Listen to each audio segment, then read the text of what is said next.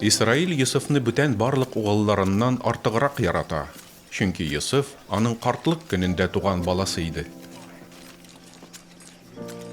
Ул аңа төрле төстәге туқымадан затлы кием ясаткан иде.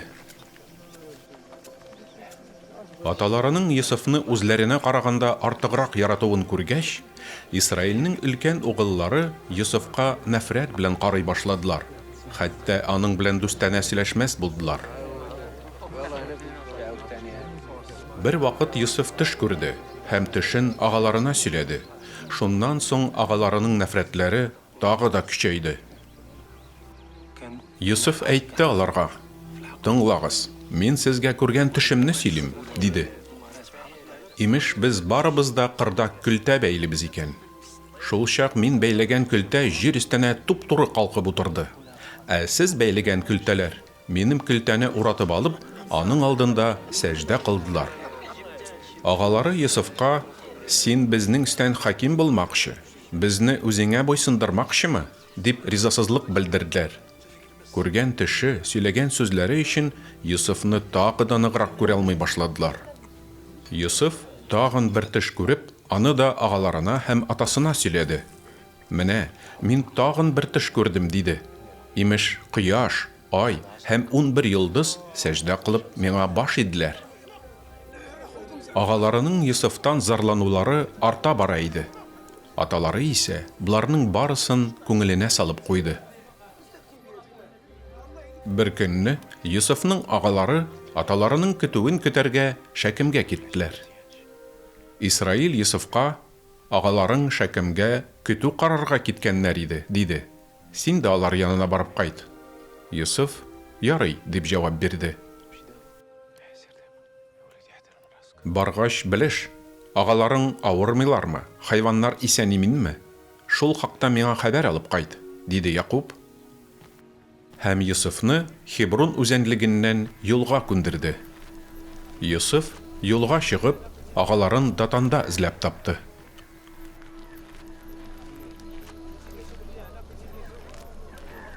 Йосыфның якынлашып килүен ерактан ук күреп алгач, агалары аны үтерү өчен үзара киңәш табыш итә башладылар. Бер-берләренә: "Әнә, теш хастасы килә", диештеләр. "Үтерик тә, мәйтен берәр чокырга илтеп ташлыйк. Әйтербез, аны йырткыч хайван ашады", диярбез. "Шуннан күрербез, күргән тешләреннән нәрсә килеп чыгар икән", диделәр. Яннарына Йосыф килеп җитүгә, агалары аның өстенә кигән төсле чуар киемен салдырып алдылар да, култыгыннан тотып, сусыз коры бер коега төртеп төшерделәр.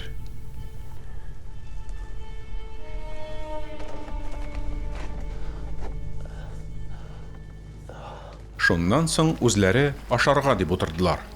Шул чак Гилгад тарафыннан бер карван якынлашып килгәне күренде. Дөяләренә агач сагызы, бәлзәм һәм ладан тияп, Мисырга баручы Исмәгыйлеләр карваны иде бу. Кардәшләренә Яһүдә былай диде: "Энекәшебезне үтереп, аның канын яшереп калудан безгә ни файда? Без аны кәрванчы Исмәгыйлеләргә сатып җибәрик.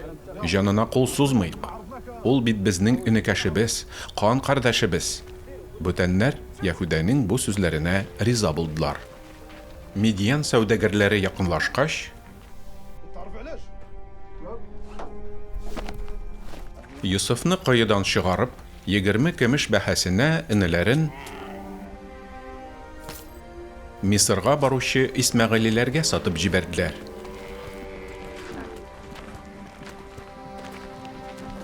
Шуннан соң алар көтүдән бер кәҗә тәкәсе тотып, аны суеп, канына Йосыфның парча киемен манчыдылар да: "Без менә нәрсә таптык.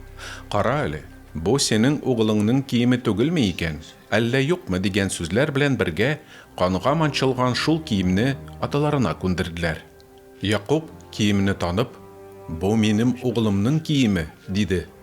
"Йосыфымны йырткыч хайван бутарлаган булса кирәк."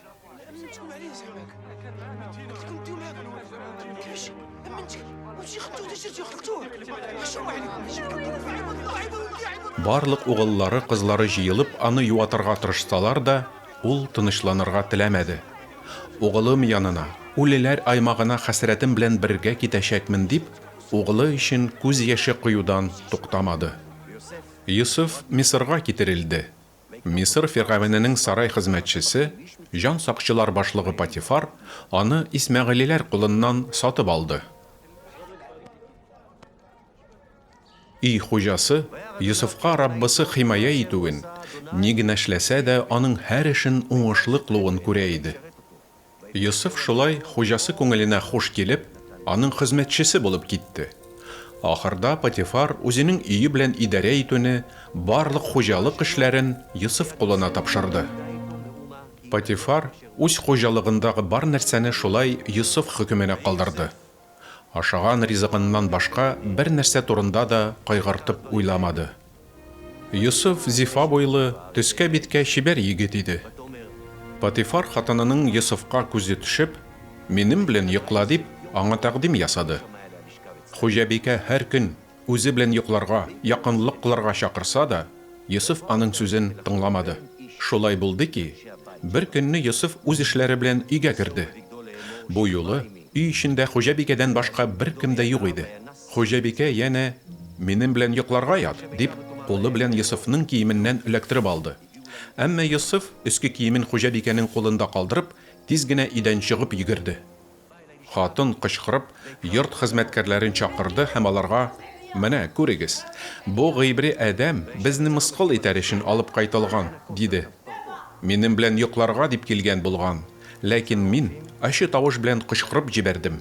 Үзенең кылы өстеннән хатынының зарлануын ишеткәч, Патифарның ачуы тәмам соң чиккә җитте. Йосыфны ул тоткын итеп, патшаның мәгъбүсләре ята торган зинданга яптырды.